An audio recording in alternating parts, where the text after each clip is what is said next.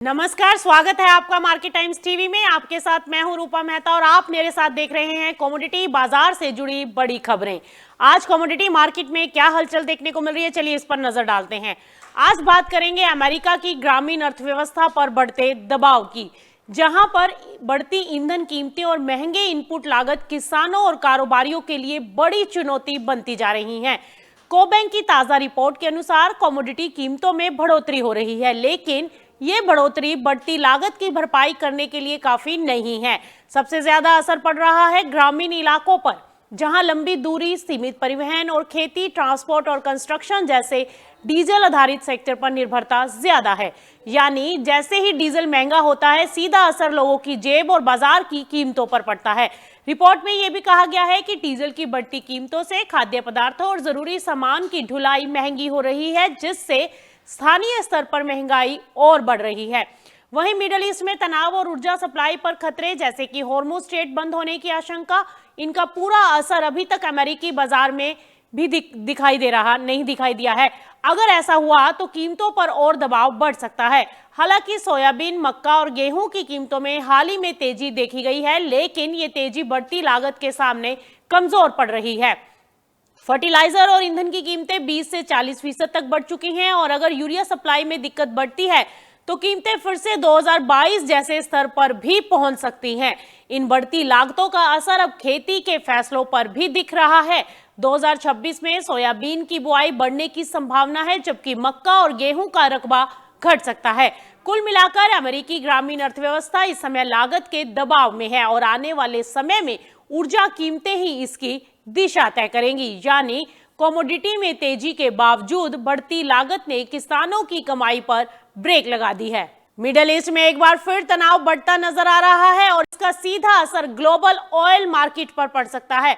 America के राष्ट्रपति Donald Trump ने ईरान के साथ डील को लेकर उम्मीद जताई है, लेकिन साथ ही तेहरान पर तीखा हमला भी बोला है। ट्रंप ने आरोप लगाया है कि स्ट्रेट ऑफ हॉर्मुज से गुजरने वाले जहाजों से शुल्क वसूला जा रहा है और चेतावनी दी है कि ऐसी कार्रवाई तुरंत बंद होनी चाहिए। उन्होंने यह भी कहा है कि ईरान तेल सप्लाई को सुरक्षित रखने में नाकाम रहा है, जिससे ग्लोबल भरोसा कमजोर पड़ सकता है। वहीं इजराइल के प्रधानमंत्री बेंजामिन ने लेबनान में एयर स्ट्राइक को लेकर संयम बरतने की बात भी कही है। दूसरी तरफ ईरान के राष्ट्रपति मसूद पाजिस्खियान ने इजराइल हमलों के समझौतों का उल्लंघन बताया है। यानी एक तरफ बातचीत की कोशिश है तो दूसरी तरफ बढ़ता तनाव। इस बीच दुनिया का सबसे अहम तेल मार्ग स्ट्रेट ऑफ हॉर्मुज आंशिक रूप से अब प्रभावित है, जहां जहाज मालिक सुरक्षा को लेकर इंतजार कर रहे हैं। ऐसे में ऑयल प्राइस में अस्थायी गिरावट तो आई है, लेकिन अनसर्टेनिटी अभी भी बरकरार है। अगर हालात और बिगड़ते हैं तो इसका सीधा असर क्रूड ऑयल, एनर्जी प्राइसेस और ग्लोबल कमोडिटी मार्केट पर देखने को मिल सकता है। ब्राजील के एग्रीकल्चर सेक्टर में बड़ा बदलाव देखने को मिला है, जहां किसान अब ज्यादा मुनाफे वाली फसलों की तरफ शिफ्ट कर रहे हैं। ब्राजील में मक्का यानी कॉर्न की खेती लगातार बढ़ रही है और इसकी सबसे बड़ी वजह बनी है एथेनॉल सेक्टर से निकलने वाली मजबूत मांग और दूसरी फसलों के मुकाबले बेहतर मुनाफा।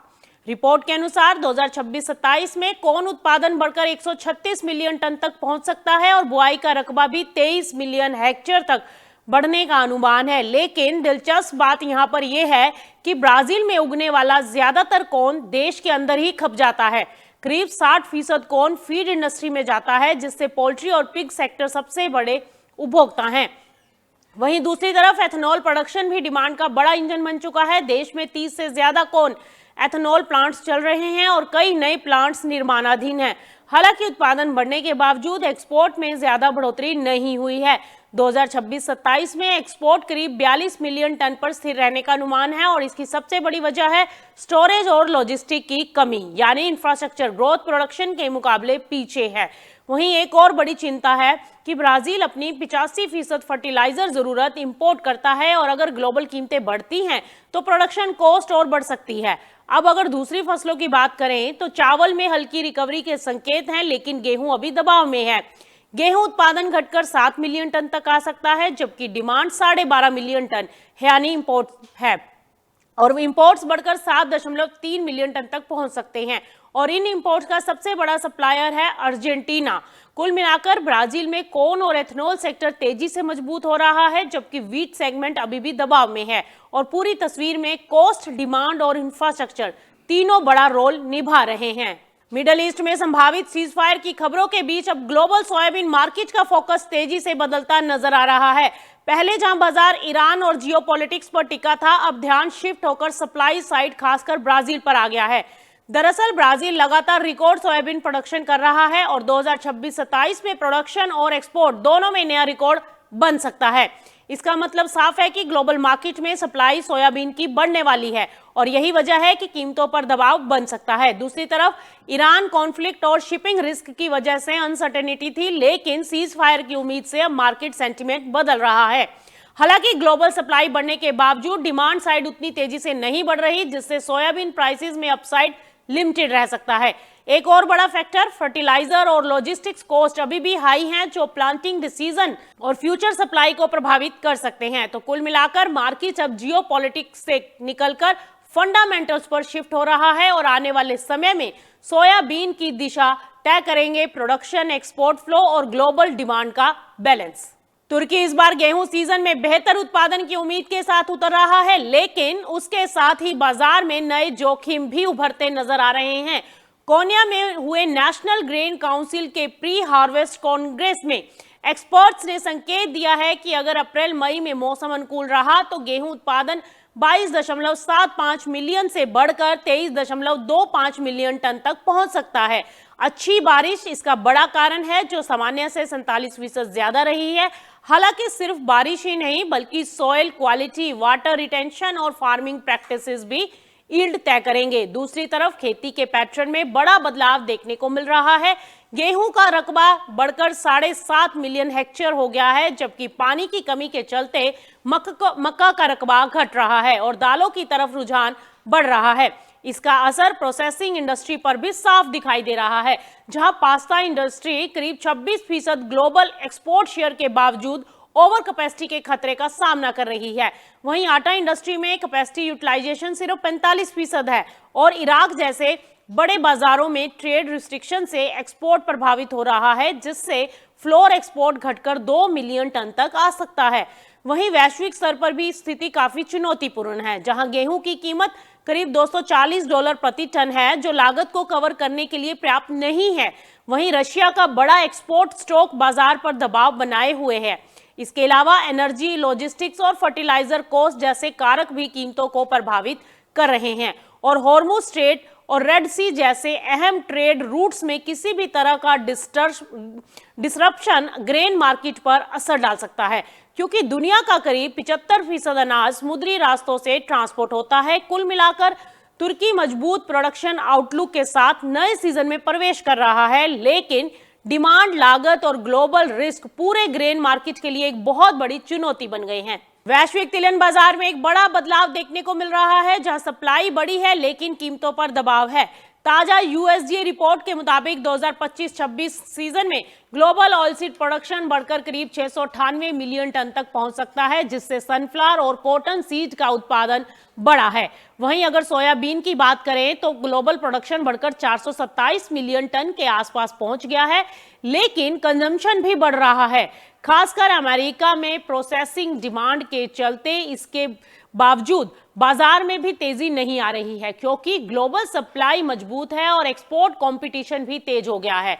ब्राजील और पैराग्वे से एक्सपोर्ट बढ़ रहे हैं, जबकि अमेरिका के एक्सपोर्ट्स में कमी देखने को मिल रही है। दूसरी तरफ एंडिंग स्टॉक में हल्की गिरावट जरूर आई है, लेकिन ओवरऑल अवेलेबिलिटी अभी भी पर्याप्त बनी हुई है। अगर बात करें एडिबल ऑयल्स की, तो सनफ्लावर का प्रोडक्शन बढ़ा है, खासकर रशिया में, और अर्जेंटीना से बढ़ती सप्लाई भी मार्केट पर दबाव बना रही है। वहीं रैपसीड और कैनोला मार्केट में भी मिक्स ट्रेंड देखने को मिला है और सबसे बड़ा फैक्टर इस समय क्रूड ऑयल प्राइसेस और जियोपॉलिटिक्स है। अगर हॉर्मुज स्ट्रेट खुलता है और क्रूड ऑयल 85 से $90 तक गिरता है तो वेजिटेबल ऑयल प्राइसेस पर सीधा दबाव आ सकता है। कुल मिलाकर ग्लोबल ऑयलसीड मार्केट इस समय स्ट्रॉन्ग सप्लाई और अनसर्टेन डिमांड के बीच फंसा हुआ है और आगे की दिशा तय होगी एनर्जी प्राइसेस और एक्सपोर्ट डिमांड से। यानी सप्लाई मजबूत है, लेकिन बाजार को अब भी किसी बड़े ट्रिगर का इंतजार है। वैश्विक चावल बाजार में इस समय सप्लाई और मांग के बीच बड़ा अंतर देखने को मिल रहा है। अमेरिकी कृषि विभाग की ताजा रिपोर्ट के अनुसार 2025-26 सीजन में दुनिया भर में चावल की उपलब्धता बढ़ गई है और बढ़कर 73 करोड़ 29 लाख टन तक पहुंच सकती है, यानी सप्लाई में बढ़ोतरी जारी है। लेकिन दूसरी तरफ खपत का अनुमान घटाकर 54 करोड़ 6 लाख टन कर दिया गया है, यानी बाजार में मांग कमजोर पड़ रही है। वहीं ग्लोबल ट्रेड की बात करें तो 2025-26 में चावल का व्यापार घटकर 615 लाख टन रहने का अनुमान है। खासकर पाकिस्तान से निर्यात में गिरावट देखने को मिल सकती है। अब सबसे अहम बात यह है कि ग्लोबल एंडिंग स्टॉक बढ़कर 19 करोड़ 23 लाख टन तक पहुंच सकता है, यानी बाजार में स्टॉक लगातार बढ़ रहा है और यही कीमतों पर दबाव का सबसे बड़ा कारण बन सकता है। अगर भारत की बात करें तो उत्पादन 15 करोड़ 20 लाख टन रहने का अनुमान है और एक्सपोर्ट 2 करोड़ 40 लाख टन तक पहुंच सकता है। भारत अभी भी दुनिया का सबसे बड़ा चावल निर्यातक बना हुआ है। हालांकि चीन के साथ उत्पादन में कड़ी प्रतिस्पर्धा भी जारी है। कुल मिलाकर ग्लोबल राइस मार्केट में सप्लाई बेहद मजबूत है, डिमांड कमजोर पड़ रही है और स्टॉक बढ़ रहे हैं। ऐसे में कीमतों पर दबाव बने रहने की संभावना है। वैश्विक रुई बाजार में इस समय सप्लाई और स्टॉक दोनों बढ़ते नजर आ रहे हैं, जो कीमतों पर दबाव का संकेत दे रहे हैं। अमेरिकी कृषि विभाग की अप्रैल रिपोर्ट के मुताबिक 2025-26 सीजन में वैश्विक रुई उत्पादन बढ़कर 1218 लाख 70 हजार गांठ तक पहुंच सकता है, जो पिछले अनुमान से ज्यादा है। खास बात यहां पर यह है कि भारत, चीन और पाकिस्तान तीनों बड़े उत्पादक देशों में उत्पादन का अनुमान बढ़ाया गया है।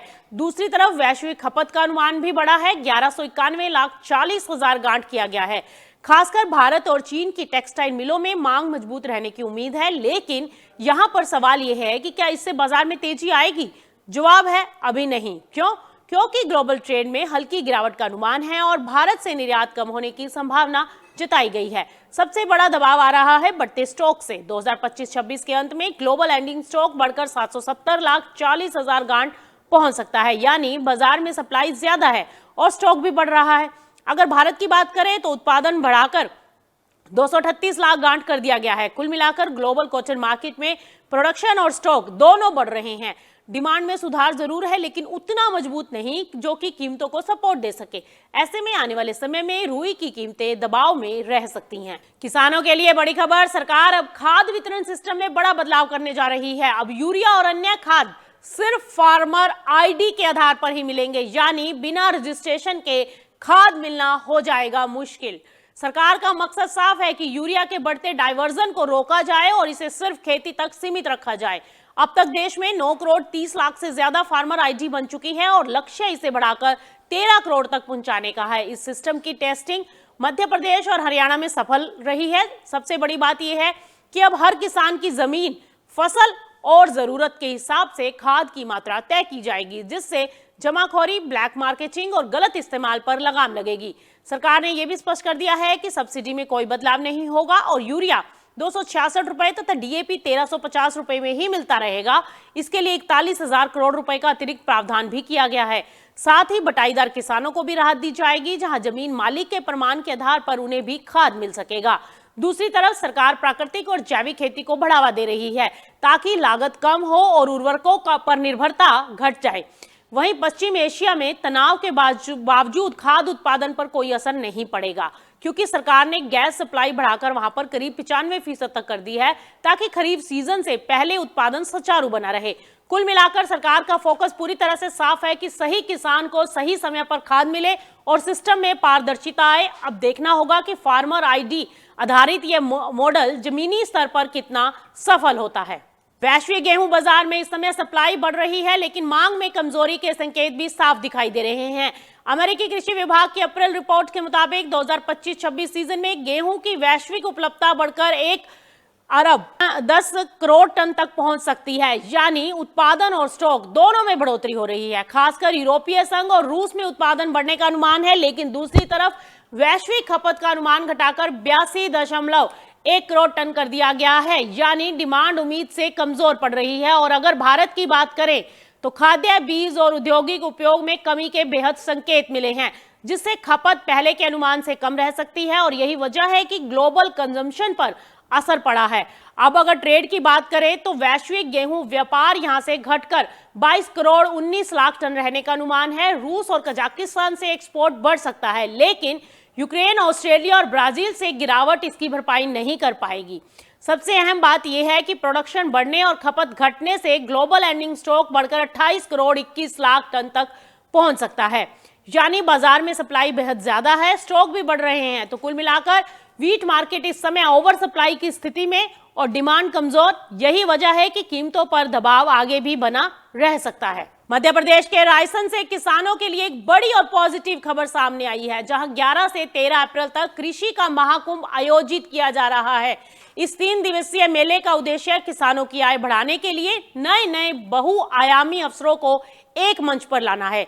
केंद्रीय कृषि मंत्री शिवराज सिंह चौहान के अनुसार इस महाकुंभ में खेती के साथ साथ डेयरी, पोल्ट्री, मत्स्य पालन और बकरी पालन जैसे क्षेत्रों को जोड़कर किसानों की आय के कई मजबूत स्तंभ तैयार किए जाएंगे। पूरी वैल्यू चेन एक मंच पर इस मेले में बीज से बाजार तक की पूरी प्रक्रिया को दिखाया जाएगा, यानी उत्पादन, प्रसंस्करण, मार्केटिंग और निर्यात सब कुछ एक ही जगह समझने का मौका मिलेगा। रायसेन का दशहरा मैदान इन 3 दिनों के लिए टेक्नोलॉजी, ट्रेनिंग और बिजनेस नेटवर्किंग का हब बनेगा। पशुपालन और डेयरी में नई टेक्निक मेले में गिर, साहिवाल और थारपारकर जैसी उन्नत नस्लों के साथ बकरी और पोल्ट्री के आधुनिक मॉडल भी दिखाए जाएंगे। साथ ही मोबाइल वेटरनरी सेवाओं के जरिए पशु स्वास्थ्य, टीकाकरण और पोषण प्रबंध की जानकारी भी दी जाएगी। मत्स्य पालन और एक्वाकल्चर के आधुनिक मॉडल, यहाँ बायोफ्लॉक, आरएएस और एकापोनिक्स जैसे हाईटेक मॉडल लाइव डेमो के रूप में दिखाए जाएंगे, जिससे किसान कम पानी और कम जगह में ज्यादा मुनाफा कमा सकें। एफपीओ और ग्रामीण उत्पादों को राष्ट्रीय मंच 50 से अधिक एफपीओज और स्वयं सहायता समूह अपने उत्पाद जैसे शरबती गेहूं, मिलेट, शहद, गुड़ और ऑर्गेनिक फूड को प्रदर्शित करेंगे। इससे लोकल टू नेशनल की दिशा में बड़ा कदम माना जा रहा है। महिलाओं और युवाओं के लिए भी बड़े अवसर है। इस कृषि महाकुंभ में कृषि सखियां, ड्रोन दीदियां और एसएचजी समूह भी हिस्सा लेंगे। वहीं युवाओं के लिए स्टार्टअप प्रेजेंटेशन और वैज्ञानिकों से सीधा संवाद भी आयोजित होगा। कुल मिलाकर रायसेन का ये कृषि महाकुंभ किसानों के लिए सिर्फ एक मेला नहीं, बल्कि आय बढ़ाने और आत्मनिर्भर बनने का एक बहुत बड़ा अवसर बनकर उभर रहा है। अब खबर नई दिल्ली से, जहां मत्स्य पालन, पशुपालन और डेयरी मंत्रालय के तहत सी फूड एक्सपोर्टर्स मीट 2026 का आयोजन किया गया है। इस बैठक का मकसद था सरकार और उद्योग के बीच सीधा संवाद और निर्यात से जुड़ी चुनौतियों का समाधान।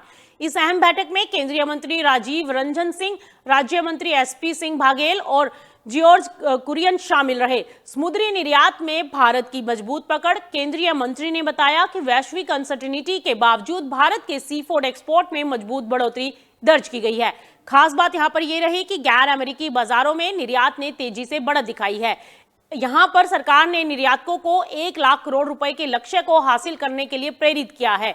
इसके लिए वैल्यू एडिशन, बेहतर पैकेजिंग, कोल्ड चेन और नए बाजारों की तलाश पर जोर दिया गया है। साथ में हाई वैल्यू प्रोडक्ट्स पर भी फोकस है। अंडमान निकोबार और हाई सी से ट्यूना जैसी महंगी मछलियों के निर्यात पर खास ध्यान दिया जा रहा है। साथ ही Perl farming, sea cage culture और डीप सी फिशिंग को भी बढ़ावा देने की योजना है। सरकार ने साफ कर दिया है कि एंटीबायोटिक बैन, क्वालिटी स्टैंडर्ड्स और ट्रेसेबिलिटी सिस्टम का पालन जरूरी होगा, ताकि अंतर्राष्ट्रीय बाजार में भरोसा बना रहे। बैठक में एक्सपोर्टर्स ने भी कई समस्याएं रखी हैं। ऊंचे टैरिफ और गैर टैरिफ बाधाएं जैसी समस्याएं, बढ़ती लागत और लॉजिस्टिक दिक्कतें, कोल्ड चेन और प्रोसेसिंग की कमी और इसके साथ सर्टिफिकेशन और ट्रेसेबिलिटी की चुनौतियों को सरकार के सामने रखा है। और यहां पर सरकार ने भरोसा दिलाया है कि marine products export development authority, NABARD और एक्सपोर्ट इंस्पेक्शन काउंसिल जैसे संस्थान निर्यातकों को हर संभव मदद देंगे। दरअसल पिछले 11 वर्षों में भारत का समुद्री निर्यात 7% सालाना दर से बढ़ा है और 2024-25 में ये 62,000 करोड़ रुपए से ज्यादा पहुंच चुका है। इसमें झींगा निर्यात का सबसे बड़ा योगदान है। कुल मिलाकर सरकार का फोकस साफ है, भारत को ग्लोबल सी फूड बनाना है, मार्केट में एक मजबूत और भरोसेमंद सप्लायर बनकर उभरना है। हरियाणा के कुरुक्षेत्र स्थित पिपली अनाज मंडी में आज उस समय राजनीतिक हलचल तेज हो गई जब राज्य के पूर्व मुख्यमंत्री भूपेंद्र सिंह हुड्डा ने मंडी का दौरा किया और गेहूं खरीद व्यवस्था पर गंभीर सवाल खड़े कर दिए। किसानों और आड़तियों से मुलाकात, हुड्डा ने मंडी में किसानों, मजदूरों और आड़तियों से मुलाकात कर खरीद प्रक्रिया की जमीनी स्थिति का जायजा लिया। इस दौरान उन्होंने आरोप लगाया कि सरकार किसानों के लिए व्यवस्था आसान बनाने के बजाय नई नई शर्तें जोड़ रही है। पूर्व मुख्यमंत्री का कहना है कि पोर्टल रजिस्ट्रेशन, गेट पास, बायोमेट्रिक और वेरिफिकेशन जैसी प्रक्रियाओं के कारण किसानों को अपनी गेहूं बेचने में कई कई दिन इंतजार करना पड़ रहा है, जिससे उनकी परेशानी बढ़ रही है। हरियाणा के कुरुक्षेत्र में, जहां पर कुरुक्षेत्र के अंदर स्थित पिपली अनाज मंडी में आज उस समय राजनीतिक हलचल तेज हो गई जब राज्य के पूर्व मुख्यमंत्री भूपेंद्र सिंह हुड्डा ने मंडी का दौरा किया और गेहूं खरीद व्यवस्था पर गंभीर सवाल खड़े कर दिए। किसानों और आड़तियों से मुलाकात की। हुड्डा ने मंडी में किसानों, मजदूरों और आड़तियों से मुलाकात कर खरीद प्रक्रिया की जमीनी स्थिति का जायजा लिया और इस दौरान उन्होंने आरोप लगाया कि सरकार किसानों के लिए व्यवस्था आसान बनाने के बजाय नई नई शर्तें जोड़ रही हैं। उन्होंने खरीद प्रक्रिया पर सवाल खड़े किए। पूर्व मुख्यमंत्री का कहना है कि पोर्टल रजिस्ट्रेशन, गेट पास, बायोमेट्रिक और वेरिफिकेशन जैसी प्रक्रियाओं के कारण किसानों को अपनी गेहूं बेचने में कई कई दिन इंतजार करना पड़ रहा है, जिससे उनकी परेशानी बढ़ रही है। बारिश से फसल नुकसान का मुद्दा भी उठाया। हुड्डा ने यह कहा कि बेमौसम बारिश के कारण गेहूं की फसल को नुकसान हुआ है, जिससे किसानों की लागत और जोखिम दोनों बढ़ गए हैं। ऐसे में उन्होंने विशेष गिरदावरी कराकर प्रभावित किसानों को मुआवजा देने की मांग की है। सरकार से राहत की भी मांग की है। उन्होंने मांग की है कि गेहूं खरीद से जुड़ी सभी अनावश्यक शर्तों को तुरंत हटाया जाए और मंडियों में व्यवस्था को दुरुस्त किया जाए ताकि किसानों को उनकी उपज का सही दाम मिल सके। बाजार पर संभावित अगर असर की बात करें तो जानकारों का यह कहना है कि अगर खरीद प्रक्रिया में देरी और फसल नुकसान का यह सिलसिला इसी तरह से जारी रहा तो मंडियों में आवक प्रभावित हो सकती है और आने वाले समय में गेहूं की कीमतों पर भी दबाव पड़ सकता है। तो कुल मिलाकर पिपली मंडी में उठा यह मुद्दा सिर्फ व्यवस्था का नहीं बल्कि किसानों की आय और बाजार स्थिरता से भी जुड़ा हुआ माना जा रहा है। परसों मैं रापला मंडी में गया था, नारायणगढ़, सिढौरा, बराड़ा और अम्बाला मंडी। तो ये जो है किसान बड़ा भारी परेशान है इससे। जो नए नए कानून नए बनाते हैं, इसका ये है, पहले तो मैं उस बात के खिलाफ भी था, पोर्टल के खिलाफ नहीं हूं मैं, लेकिन पोर्टल वही होने चाहिए जो जनहित के हो। अब मेरी फसल मेरा ब्यौरा पहले वहां करवाओ रजिस्ट्रेशन, फिर पटवारी से वेरिफिकेशन कराओ, फिर गेट पास बनाओ, फिर बायोमेट्रिक कराओ, फिर फेशियल फोटो लो। मतलब इतनी वो कर रखी है किसान के लिए, जैसे कोई आदमी पुलिस स्टेशन में जाता है उसकी वही होती है, बायोमेट्रिक होती है, आई होती है, कोई वो थोड़ा है। किसान को सम्मान देना चाहिए, जो इतनी रात मेहनत करता है उसको मैं समझता हूँ अपमानित महसूस कर रहा है किसान। कृषि क्षेत्र को तकनीक से जोड़ने की दिशा में बिहार में एक बड़ा कदम उठाया गया है। कृषि भवन में राज्य के कृषि मंत्री रामकृपाल यादव ने डिजिटल कृषि निदेशालय का उद्घाटन किया, जिससे राज्य की खेती व्यवस्था में एक बड़ा बदलाव माना जा रहा है। कृषि सेवाओं का डिजिटल रूपांतर। इस मौके पर अधिकारियों ने बताया कि इस निदेशालय का उद्देश्य कृषि सेवाओं को पूरी तरह से टेक्नोलॉजी आधारित, पारदर्शी और डेटा ड्रिवन बनाना है ताकि किसानों को मौसम, फसल और बाजार से जुड़ी सही और समय पर जानकारी मिल सके। जानकारों के अनुसार इस पहल से गेहूं, धान, मक्का और दलहन जैसी फसलों के उत्पादन, स्टॉक और मंडी आवक से जुड़ा डेटा अब अधिक सटीक और रियल टाइम होगा, जिससे कृषि कमोडिटी बाजार में पारदर्शिता बढ़ने की उम्मीद है। वहीं डिजिटल प्लेटफॉर्म के जरिए किसान अगर समय पर बाजार भाव और मांग की जानकारी पा सकेंगे तो वे अपनी उपज सही समय पर बेच सकेंगे।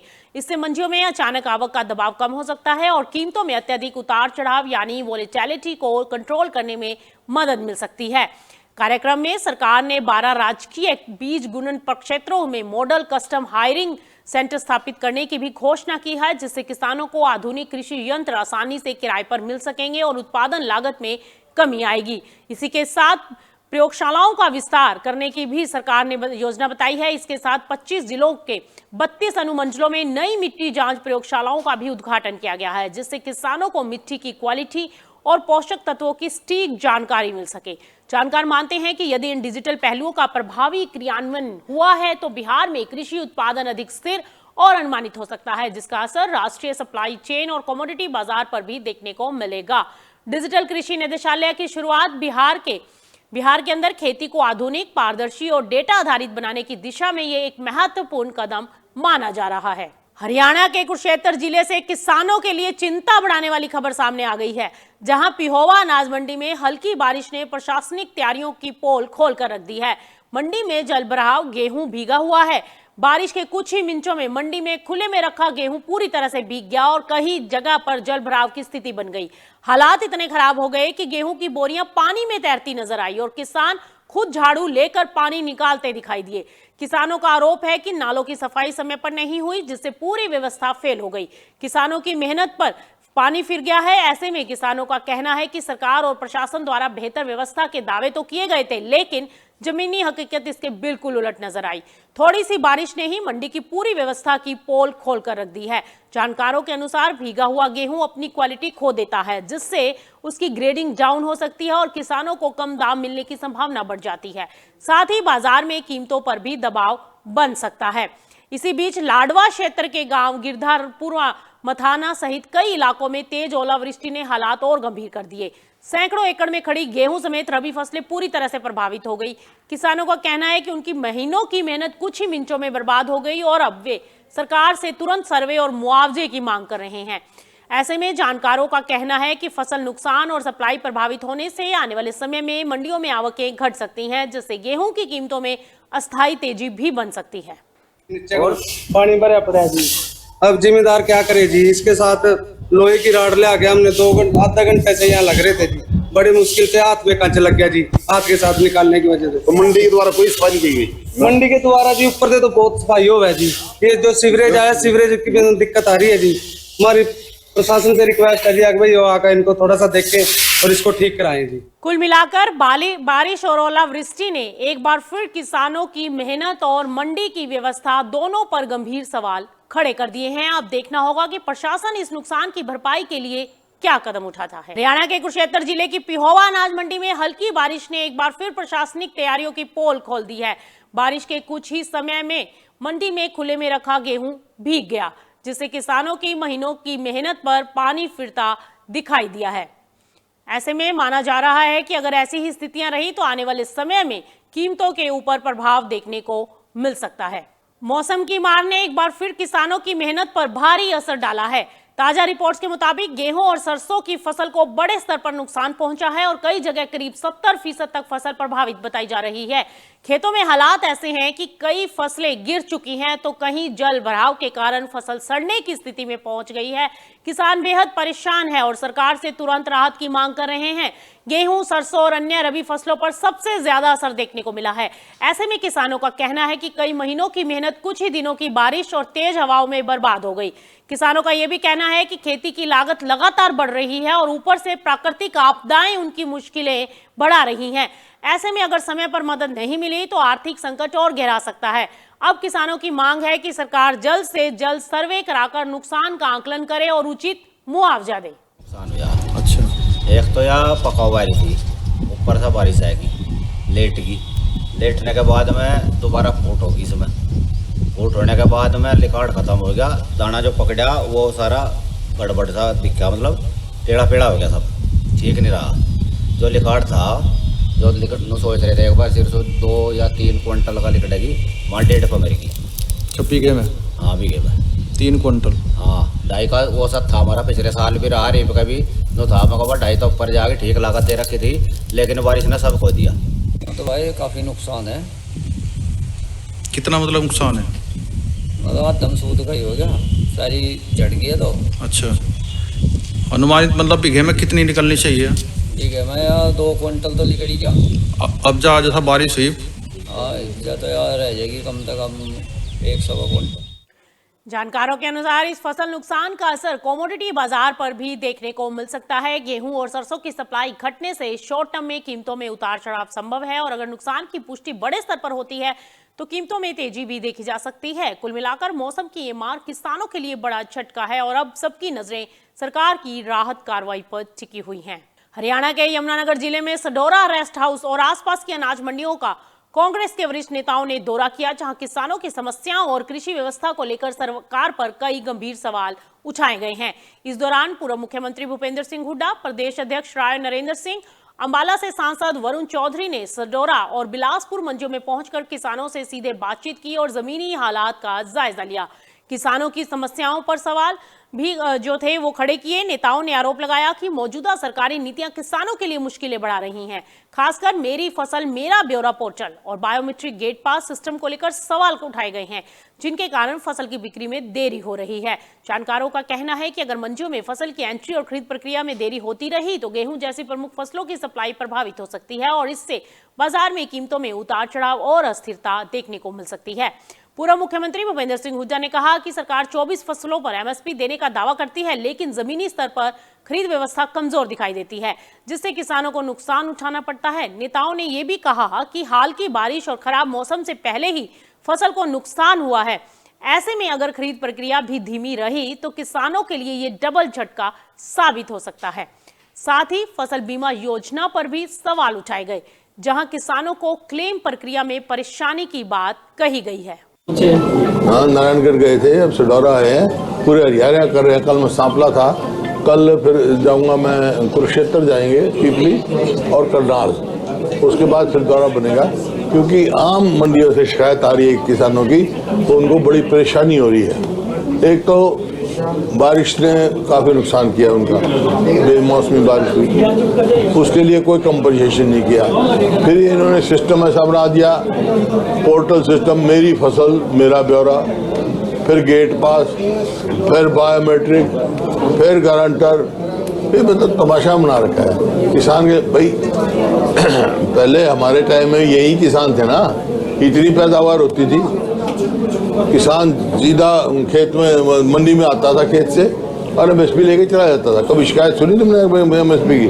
अब हर उस पर घोटाला कर रहे हैं। धान की खरीद में घोटाला हुआ, आलू में घोटाला हुआ, 50 पैसे किलो बिका, और बाहर कितने आलू का क्या भाव है। इसी प्रकार सरसों के उसमें, इसी प्रकार अब वीट की खरीद में भी घोटाले का अंजाम देने जा रहे हैं। एक के बाद एक घोटाला, कहीं बैंकों का घोटाला है, कहीं किसी चीज का घोटाला है। कुल मिलाकर मंडी व्यवस्था, एमएसपी खरीद और मौसम की मार, ये तीनों मिलकर कृषि कमोडिटी बाजार और किसानों दोनों पर बड़ा असर डाल सकते हैं। अब देखना होगा कि सरकार इन मुद्दों पर क्या कदम उठाती है। हरियाणा के यमुनानगर जिले में महिला एवं बाल विकास विभाग द्वारा 8वें पोषण पखवाड़े की शुरुआत की गई है। ये अभियान 9 अप्रैल से 23 अप्रैल तक जिले के सभी आंगनवाड़ी केंद्रों में चलाया जा रहा है। बच्चों के मानसिक विकास पर फोकस किया गया। जिला कार्यक्रम अधिकारी मीक्षा रांगा ने जानकारी दी कि इस वर्ष इस अभियान का मुख्य उद्देश्य बच्चों के मानसिक विकास को प्राथमिकता देना है। इस कड़ी में रादौर के हिरन छप्पर आंगनवाड़ी केंद्र में विशेष कार्यक्रम आयोजित किया गया, जहां ग्रामीण महिलाओं को पोषण के महत्व के बारे में जागरूक किया गया। महिलाओं को संतुलित आहार की जानकारी भी दी गई। कार्यक्रम में परियोजना अधिकारी कुसुमलता ने महिलाओं को संतुलित आहार और सही पोषण के महत्व के बारे में विस्तार से बताया। वहीं सुपरवाइजर वंदना कंबोज ने एक मॉडल में के माध्यम से पोषण जागरूकता को सरल तरीके से समझाया। इस दौरान एक गर्भवती महिला को पौष्टिक थाली भी भेंट की गई, जिससे संतुलित आहार का संदेश दिया जा सके। पहले 1000 दिन सबसे महत्वपूर्ण रहेंगे। अधिकारियों ने बताया कि बच्चे के मस्तिष्क का लगभग 85% विकास 6 साल की उम्र तक हो जाता है और जन्म के बाद के पहले 1000 दिन सबसे अहम होते हैं। इसी बात को ध्यान में रखते हुए इस बार पोषण पखवाड़ा सिर्फ भोजन तक सीमित नहीं है, बल्कि मानसिक विकास और प्रारंभिक बाल्यावस्था देखभाल पर भी विशेष ध्यान दिया जा रहा है। आंगनबाड़ी केंद्रों में बच्चों को पोषण के साथ साथ शिक्षा से भी जोड़ा जा रहा है। साथ ही महिलाओं को ये भी समझाया जा रहा है कि अच्छे पोषण के लिए महंगे खाद्य पदार्थ जरूरी नहीं है, बल्कि घर के सामान्य फल सब्जियों से भी संतुलित आहार संभव है।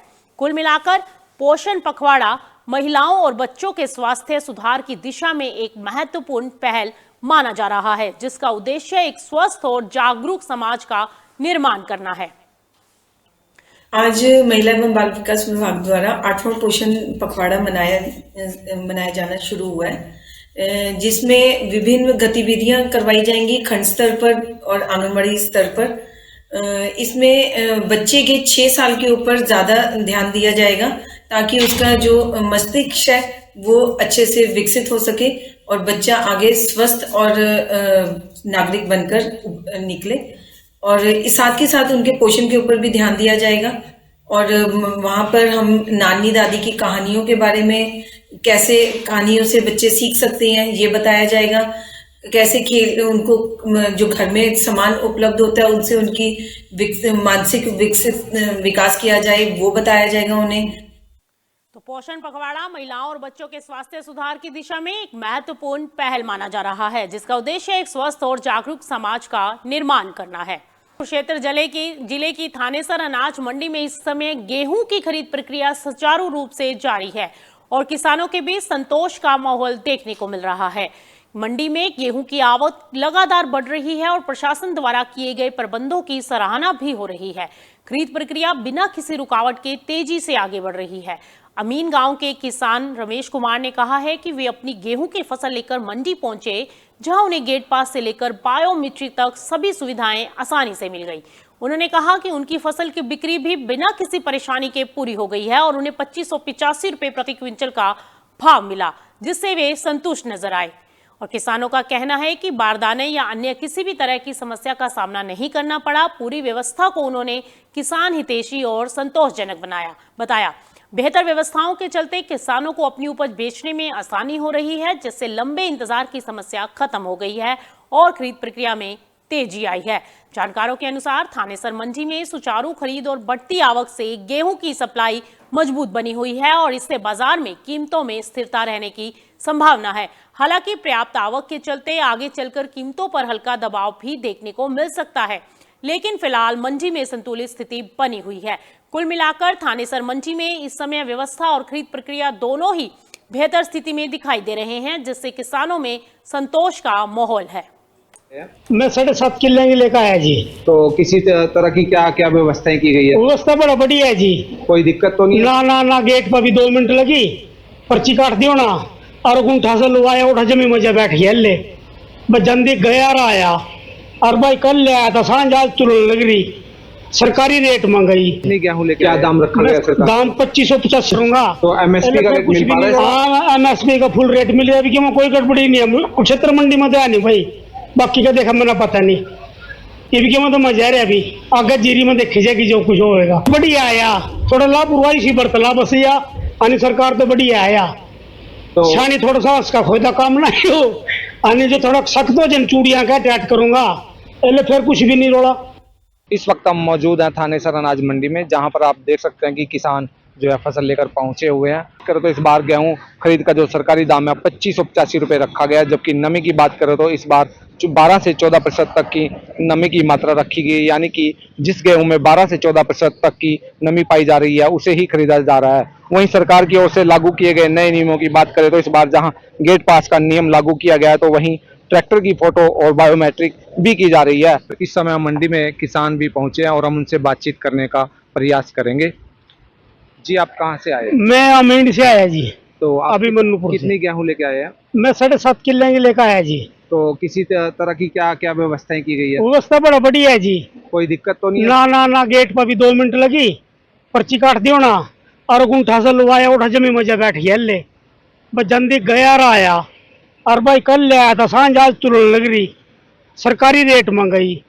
क्या दाम रखा गया सरकार? दाम 2550।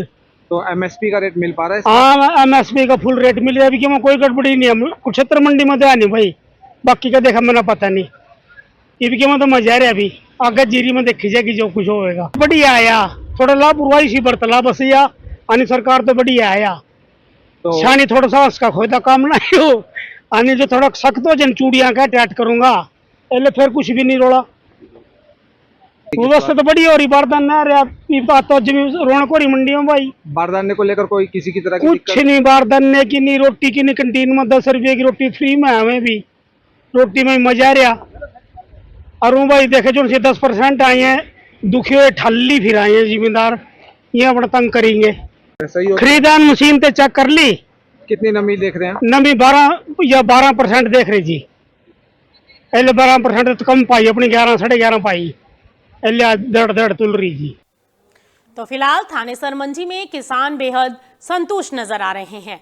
इस बुलेटिन में फिलहाल इतना ही। आप कहीं मत जाएं, बने रहिए मार्केट टाइम्स टीवी के साथ, क्योंकि खबरों का सिलसिला लगातार जारी है।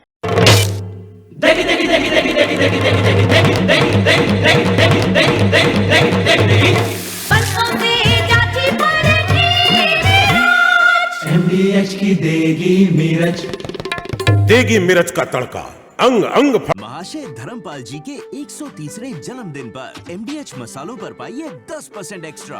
अब स्वाद के साथ बचत भी। अब पाइए बचत ही बचत।